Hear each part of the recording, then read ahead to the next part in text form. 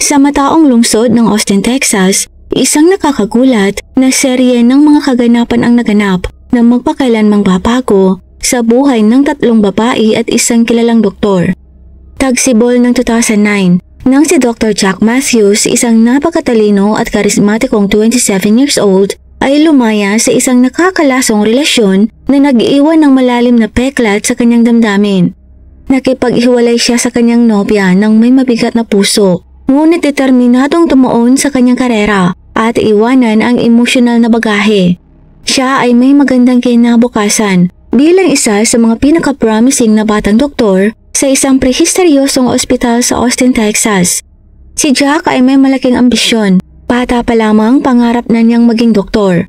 Lumaki sa isang middle-class na pamilya, pinanood niya ang kanyang ina na nagtatrabaho ng mahabang oras bilang isang nurse, habang ang kanyang ama ay nagsusumikap na pumasok sa 2 magkaibang trabaho para suportahan ang pamilya. Sa kabila ng mga paghihirap, binigay nila kay Jack ang lahat ng kailangan nito para magtagumpay. Mahusay si Jack sa paaralan at sa kanyang early 20s naging una sa kanyang pamilya na pumasok sa medical school. Sulit ang mahabang oras, walang katapusang pag-aaral at nakakapagod na internship nang sa wakas ay naging doktor siya. Ngayon sa edad na 27, determinado siyang magpatuloy sa pag-angat sa mga ranggo ng larangang medikal. Sa kabila ng kanyang tagumpay na karera, emosyonal na pagod si Jack. Ang nakakalasong relasyong kanyang iniwan ang umubos sa kanyang lakas upang makipagrelasyon muli ng seryoso. Gusto niya ng kalayaan at kasiyahan, hindi ang bigat ng commitments. Ang kanyang focus ay ganap na lumipat sa kanyang trabaho at ini-enjoy ang buhay.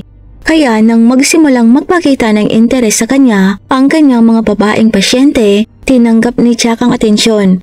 Si Samantha Davis, isang 20 years old na estudyante sa kolehiyo, ang unang nakapansin sa kanya. Si Samantha ay isang masiglang batang babae sa buong buhay niya. Lumaki bilang bunso sa isang pamilya na may 4 na miyembro na kasanayan na niyang makakuha ng atensyon. Nag-aaral siya ng panitikan sa isang lokal na universidad, isang hilig na pumupuno sa kanya ng mga pangarap na magsulat ng isang nobela balang araw. Ngunit isang pinsala sa isang paglalakbay sa hiking noong May 2009 ang nagdala sa kanya sa opisina ni Dr. Matthews. Na-sprained ang kanyang bukong-bukong at kailangan niya ng isang mabilis na check-up. Si Jack na palaging profesional ang gumamot sa kanya.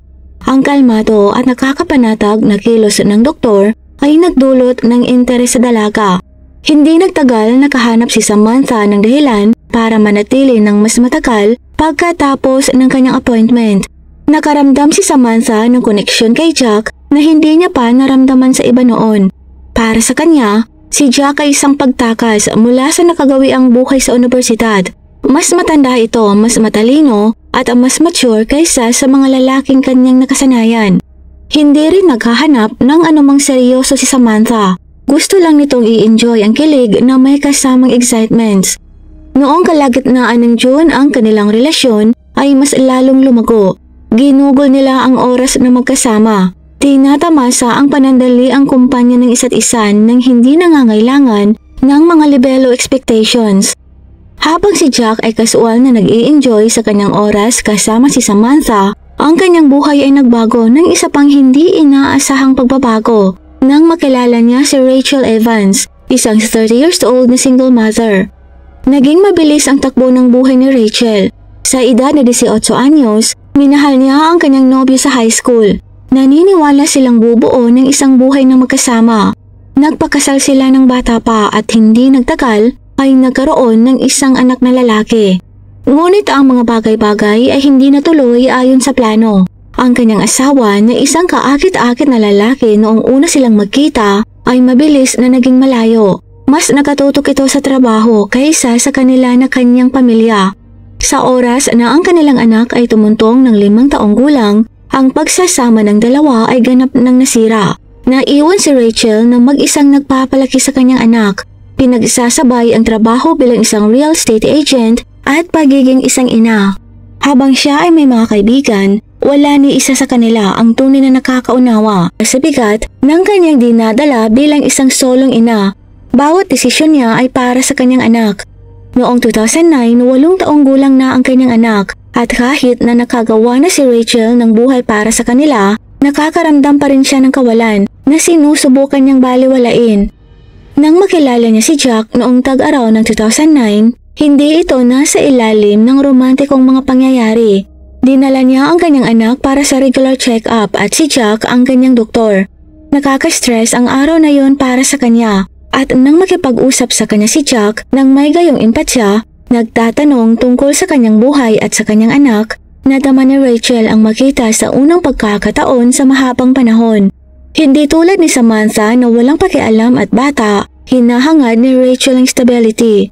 Hindi siya naghahanap ng casual fling, kundi umaasa na si Jack sa kanyang katalinuhan at maturity ay baka sakaling ang lalaking maaaring pumasok sa kanyang buhay at punan ng kawalan.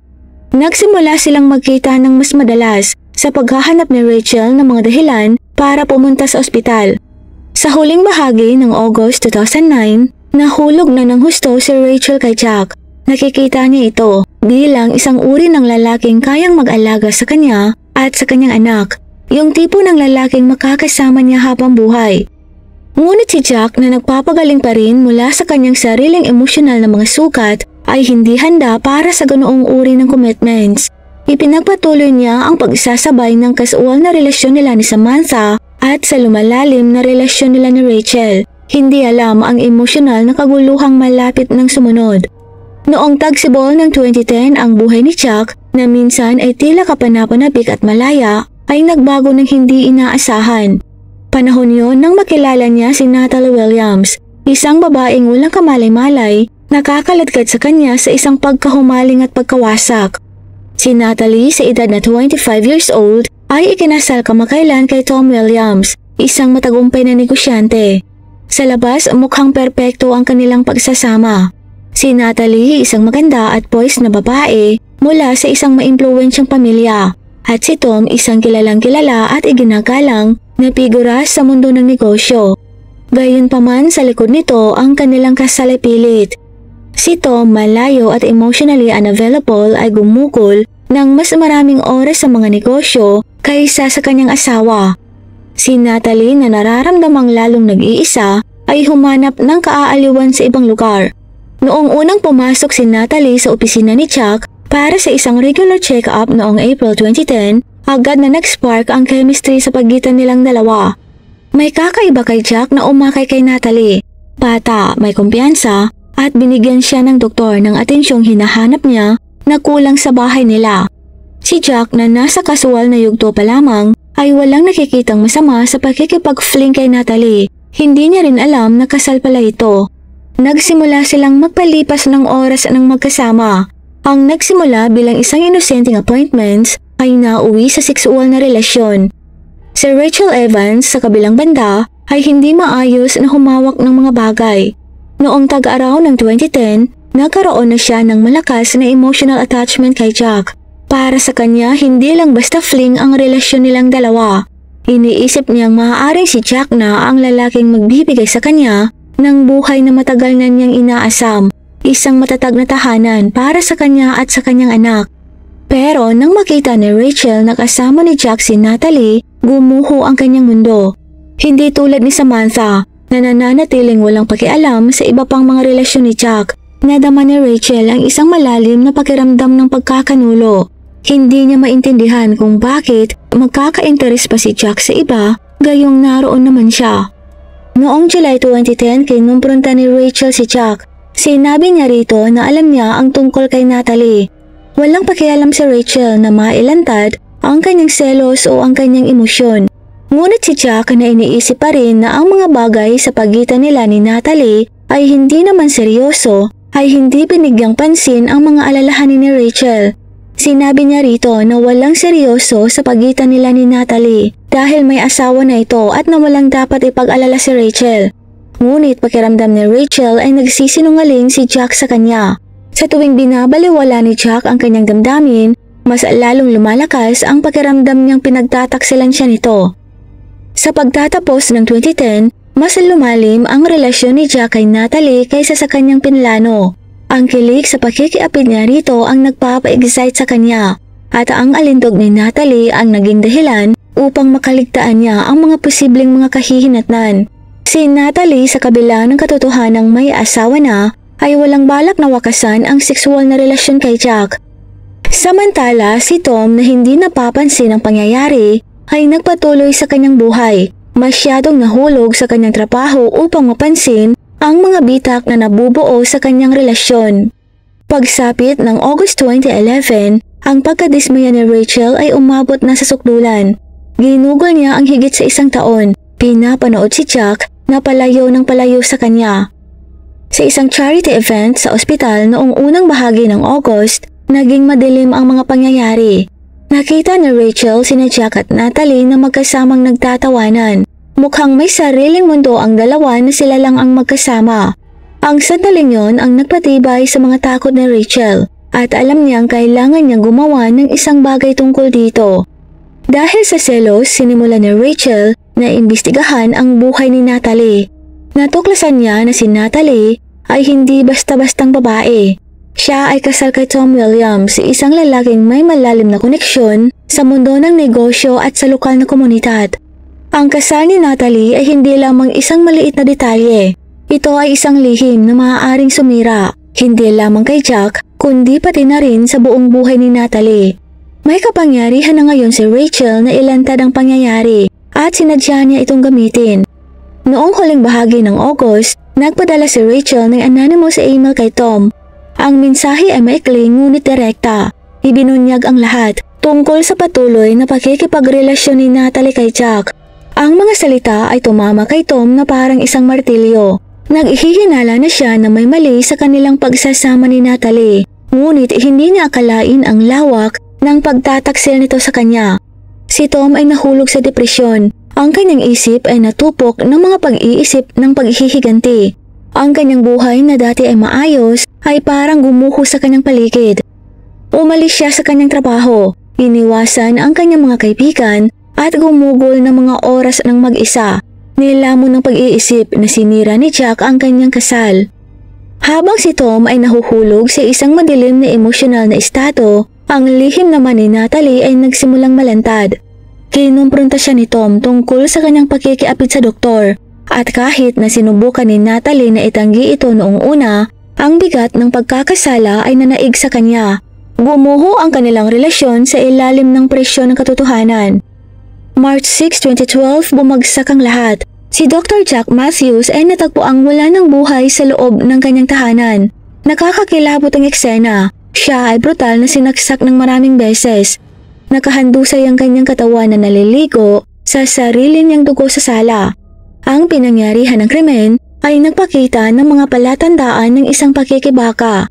Ipinapahiwatig na si Jack ay sinubukang labanan ang umaatake sa kanya. Ngunit ang pag-atake ay masyadong marahas. Ang mga pulis na dumating sa pinangyarihan ng madaling araw na yon ay agad na nagsimulang pagsama-samahin ng mga detalye. Kinabukasan, March 8, 2012, tinanong ng pulisya sina Rachel at Natalie. Gulat na gulat si Natalie. Halos hindi maproseso ang balita ng pagtapos kay Jack at itinanggi niya ang anumang pagkakasangkot. Si Rachel naman ay kapansin-pansing hindi mapakali. Nag-iiba-iba ang kanyang emosyon sa pagitan ng lungkot at galit at hindi maaaring baliwalain ng mga pulis kung gaano siya hindi mapakali. Gayunpaman, walang sino man sa mga babae ang makuhanan ng anumang konkretong ebidensya na nag-uugnay sa kanila sa krimen. Habang isinasagawa ang investigasyon, nakipagtulungan naman si Tom sa una, pagpapakita ng mga inaasahang palatandaan ng kalungkutan at pagkalito. Ngunit habang naghuhukay ang mga pulis ng mas malalim, natuklasan nila ang isang nakakagambalang pattern.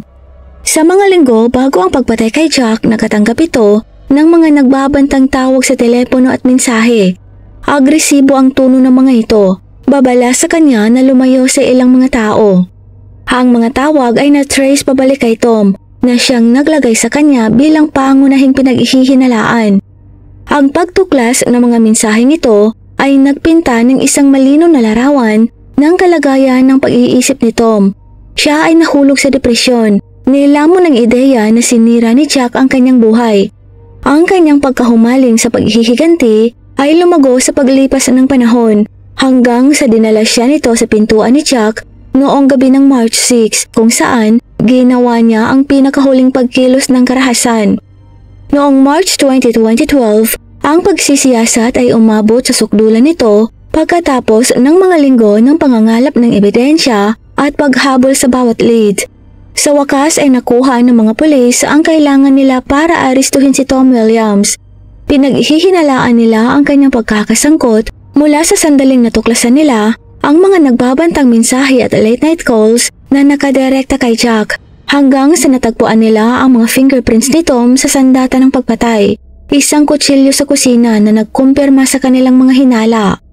Nang dumating ang mga pulis sa bahay ni Tom noong umagang yun, naging tense ang kapaligiran. Ilang buwan nang nabubuhay si Tom sa isang estado ng emosyonal na kaguluhan, lumayo sa kanyang trabaho at mga kaibigan, natupok ng mga pag-iisip, ng pagkakanulo at paghihiganti. Ang dati niyang maayos na buhay ay gumuho sa kaguluhan matapos malaman ang tungkol sa pakikiapid ni Natalie, at ang pagtapos kay Jack ang naging breaking point. Nag-alok siya ng kaunting pagtutol nang dumating ang mga pulis sa kanyang pintuan. Pumayat siya mula sa mga linggong walang tulog at kawalan ng pag-asa. Sa panahon ng interogasyon, inamin ni Tom ang pagtapos kay Jack. Ngunit ang kanyang pag-amin ay hindi kasing diretsahan gaya ng inaasahan ng mga pulis. Habang inamin niya ang pagpatay kay Jack, ang mga detalyeng ibinigay niya ay ikinagulat ng lahat. Sinabi ni Tom na hindi siya kumilos ng mag-isa, na siya ay itinulak sa paggawa ng krimen ni Rachel Evans. Ayon kay Tom, ang selos at sama ng loob ni Rachel kay Jack ang nagtulak sa kanya na pumatay. Sinabi niya na paulit-ulit siyang tinatawagan ni Rachel sa mga linggo bago ang krimen. Ipinapaalala sa kanya ang pagtataksil ni Jack at Natalie at hinihimok siyang kumilos. Sa kanyang isip, si Rachel ang nagtanim ng mga binhi ng paghihiganti.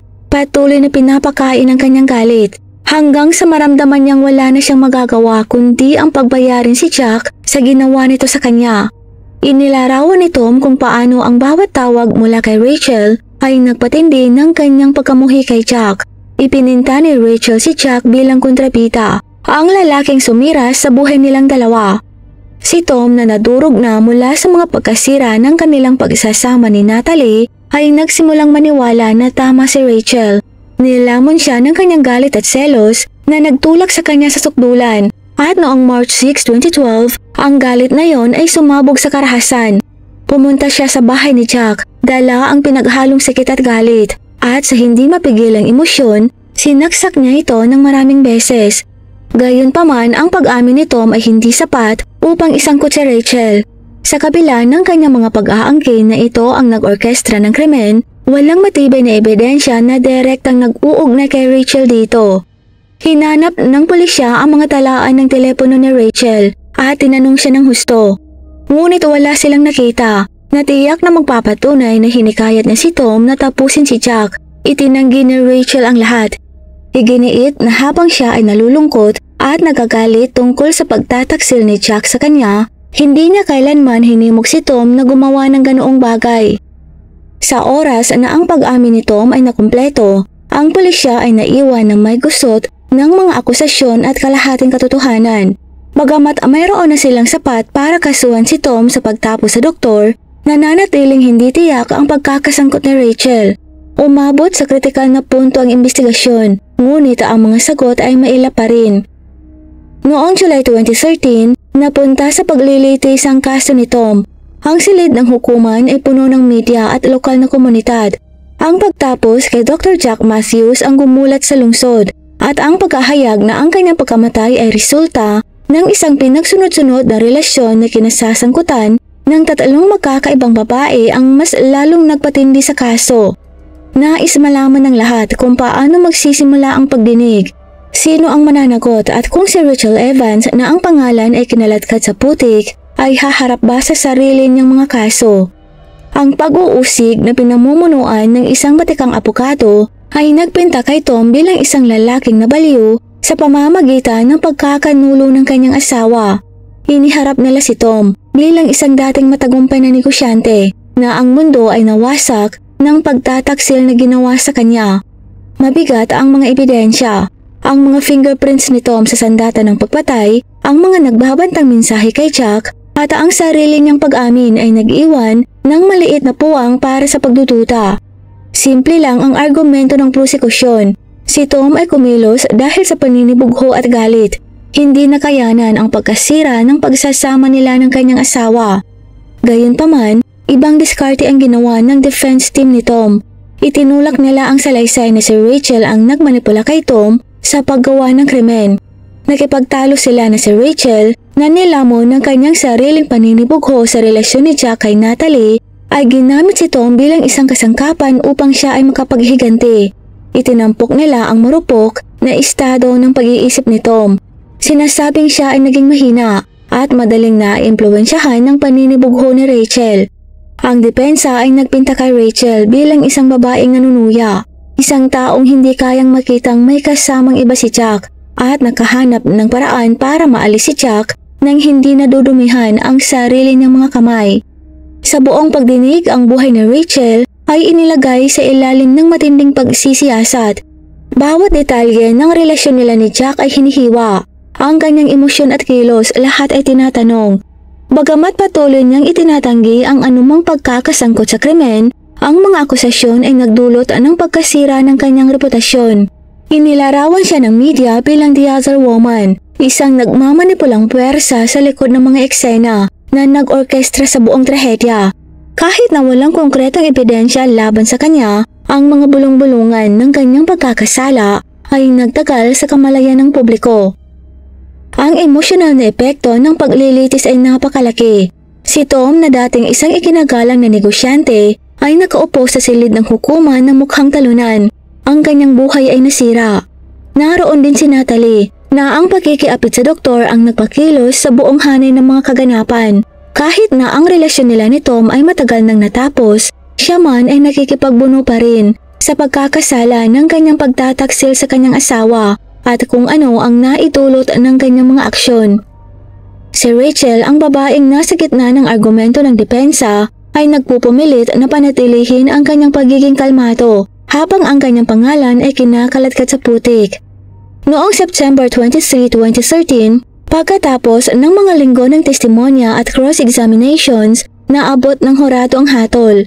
Si Tom ay napatunayang nagkasala ng first-degree murder at nasintensyahan ng hapambuhay na pagkakakulong na may posibilidad ng parol pagkatapos ng 50 years sa bilangguan. Nakakadurog ang bigat ng sentensya, ngunit ito ay hindi maiiwasang kahihinatnan para sa lalaking kumitil sa buhay ng iba dala ng sobrang galit. Habang sinelyuhan ang kapalaran ni Tom, hindi pa tapos ang kaso ni Rachel.